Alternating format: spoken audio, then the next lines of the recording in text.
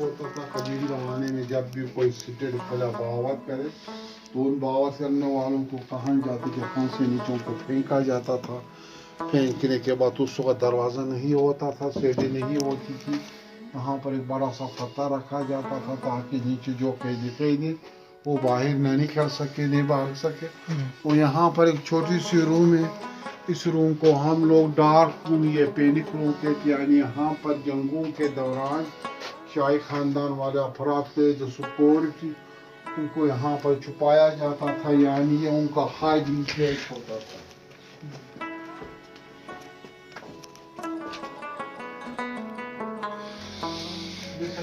میں نے آج کیا اس کمرے کو ڈارک روم یا پینک روم, جب ہم اسکائی لائٹ کو بند کریں گے تو یہ مکمل طور پر ڈارک ہو جاتا, اندھیرا چھا جاتا.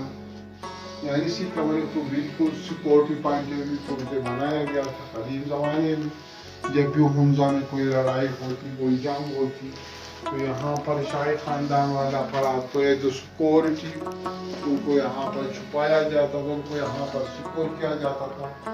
اور یہ بھی کہا جاتا کہ قدیم زمانے میں یہاں سے اس فورٹ کا جو مین ایگزٹ ہے وہاں تک ایک ٹنل ہے, سرنگ کو خفیہ راستہ انڈر گراؤنڈ روٹ.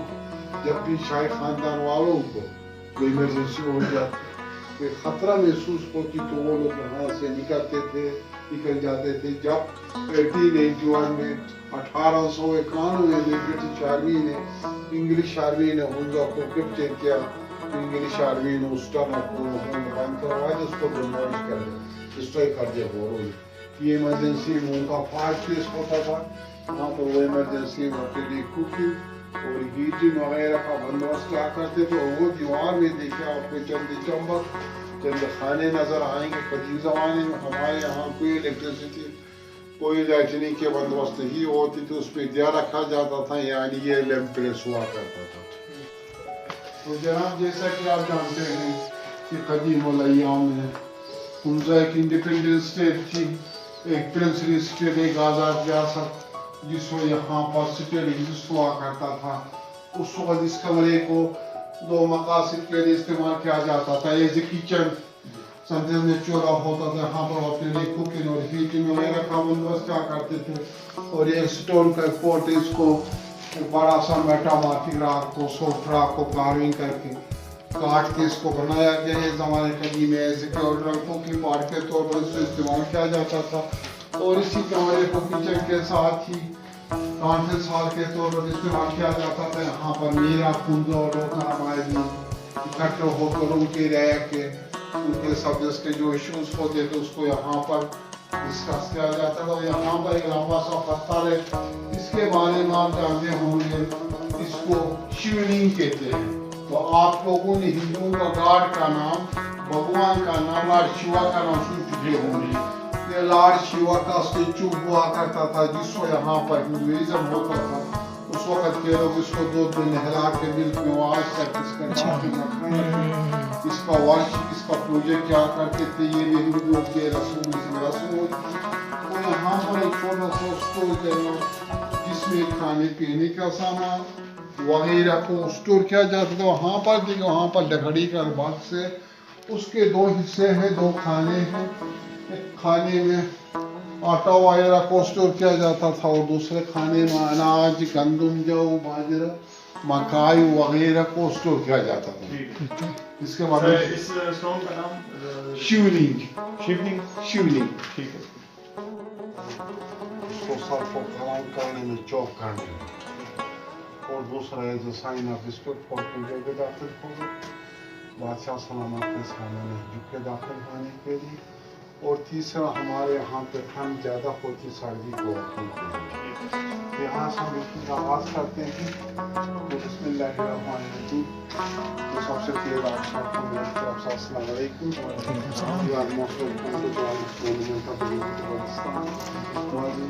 گرامی جیسا کہ آپ کو معلوم ہے آپ لوگ اس وادی حمزہ کا قدیم ترین عواقب میں یہ جو عواقب ہوتے ہیں ہمارے گاؤں کے بزرگوں اور مختلف معرفین کے کہنے کے مطابق 900 سال ہے, لیکن لیبارٹریس کے مطابق اس میں جو وغیرہ استعمال ہے اس کے مطابق 1100 سال بتایا جاتا ہے, جو کہ دلی پاکستان یہ آپ نے سلک روڈ کا نام سنا ہوگا، سلک روڈ شارا جی ریشم. جی بالکل. قدیم زمانے میں شارا ریشم یہاں سے پاس ہوتی تھی، یہاں سے شارا ریشم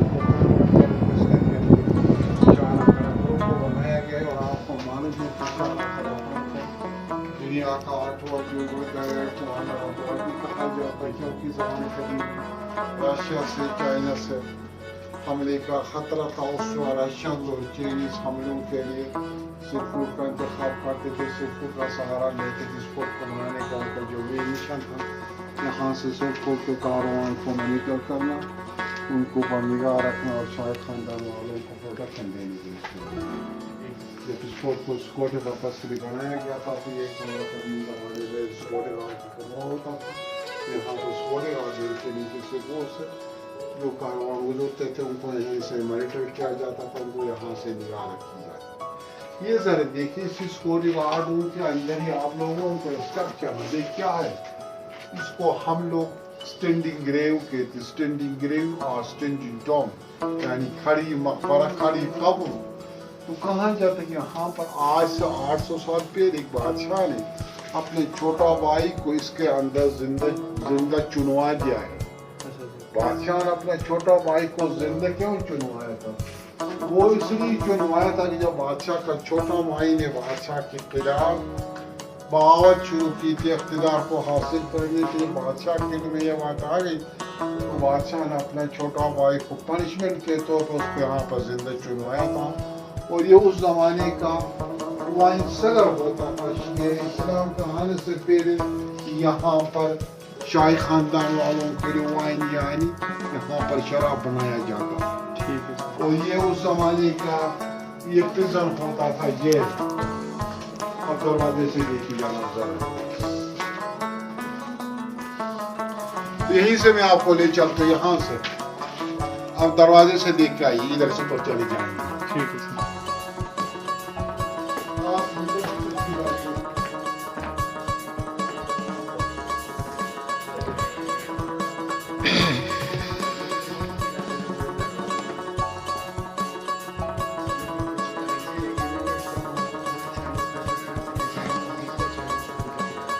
یہ کرنسی ہے؟ اچھا اچھا. ٹریڈیشنل انسٹرومنٹ ہے، اس دور میں آؤٹ ڈور انسٹرومنٹ کہتے تھے، اسپیشلی فالو میچ کے لیے انسٹرومنٹ رکھا کرتے تھے. سامنے کچھ چمچے لگے ہیں، دب قدیم زمانے سے چلتے آ رہے ہیں. حکا بنایا گیا تھا اسپیشل راجا کے لیے آئیبیکس کے سینگ سے. سامنے جو کارپیٹ ہے یہ بھی تحفہ ملا تھا راجا کو چائنا سے. یہ بھی وہی پرانا ہی ہے، تقریباً 300 سال پرانا کارپیٹ. یہ تو اونٹ کے بال سے بنا ہوا کارپیٹ ہے. اونٹ کے؟ یس، دو دفعہ ریلیشن ہو چکے تو اس سے چینج ہی نہیں اس کارپیٹ میں. اچھا اچھا ٹھیک ہے.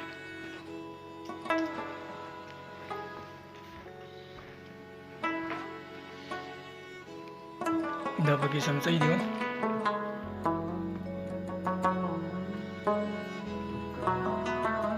او بار دا پکې سو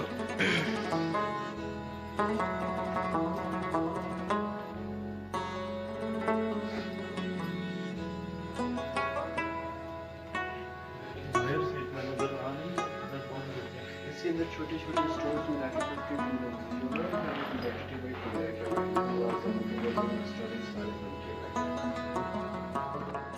فلیش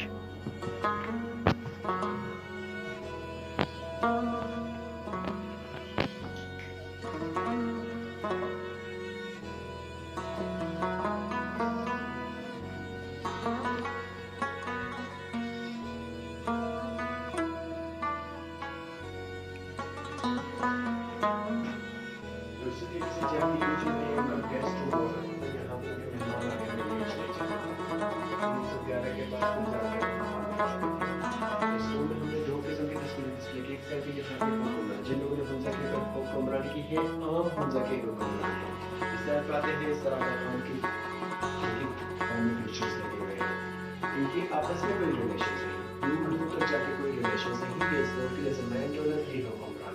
ان کے فیملی بیک گراؤنڈ کو ریسرچ کرتے ہیں تو جا کے حضرت علی علیہ السلام یا حکمران کو درود و سلام کو ان کے خاندان سے ملتی پوری فیملی ٹری یہاں پہ لگا ہوا ہے. बेसिक इनके नाम के साथ प्रिंस का टाइटल आता है, तो कुछ मेहमानों को लगता है प्रिंस तो नहीं एक्चुअली हो सके। इनको प्रिंस का टाइटल बरतानिया के मलिक अब्दुल की खिदमत देके इन्हें प्रिंस की टाइटल से नवाजा गया है।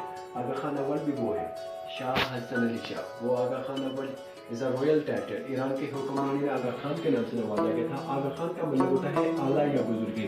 वो टाइटल आके शाह करीम अल हुसैनी के पास पड़ा। आगा खान फोर्थ है, बेसिकली हुसैनी खानदान से बिलोंग करता है। हुक्मरानों की तरफ आते हैं तो फर्स्ट जो ब्रिटिश हमजा आए हुए थे, इन्हें कभी भी नहीं देखे थे वो ब्रिटिश ने इस हुक्मरान को अपने जहन के मुताबिक एक बात पिक्चर बनाए गए हुए थे। इससे पहले भी बहुत सारे हुक्मरान गुजर चुके हैं। बेटे को तक संभालने की इजाजत देगा, ये शिकस्त खा के यहाँ से चलने का शौक बना हुए हैं। साल बाद छोटे भाई को तक संभालने की इजाजत देगा मीर मोहम्मद नसीम खान को। इसने फिर 33rd फ्लोर में चेंजिंग 3 गश्त में मिला है। मीर फैजल खान को जिसको दादा का नाम मिला है। मीर मोहम्मद जमाल खान आखिरी हुक्मरान मेरे छोटे भाई तक के सामने लगा है।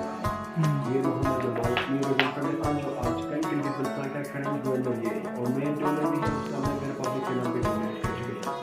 रानी अती का रानी साहब बलाहट की है, ये रानी साहब से शादी हुई गवर्नर के साथ, उनका बेटा है। अब तीनों की तीनों पॉलिटिशियंस हैं।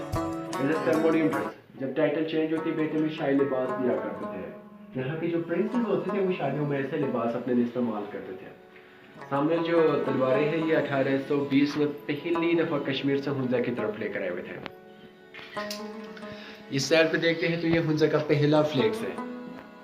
तो Marco Polo ship, Marco Polo ने अपना नाम दिया गया है। मार्को पोलो एक ट्रेवलिंग पर्सन था जो बचपन से फर्स्ट आया था, उसको देख के उसका अपना नाम बनाया गया। इसको बेसिक हुंजा की लैंग्वेज में हमें से लिखा है।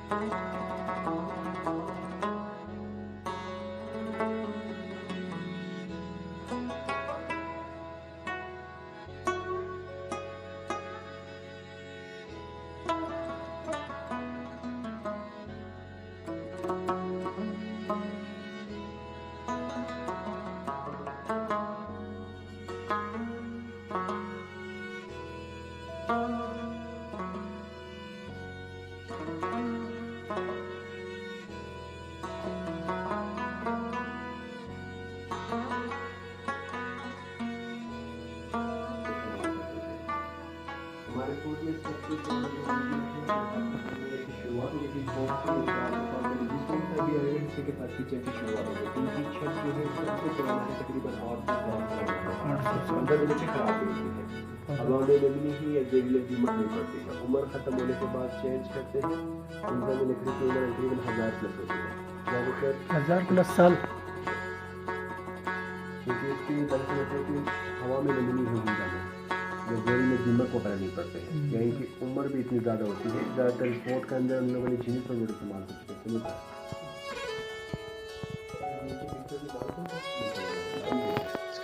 कोई बात नहीं। बाउंड्री क्रॉस करना बिल्कुल अलाउ नहीं होगा। वो चमड़ी कौन सी बताया आपने? वो अच्छा वो, फुकनी ठीक है। फीमेल खत्म हो चुके हैं जी। कहीं पे भी हम चले जाते हैं, हम अपना कल्चर शो करते हैं तो स्पेशली ये प्रेजेंट किया करते हैं। ये गुंजा की स्पेशल कल्चर है। इसके लिए बताता हूँ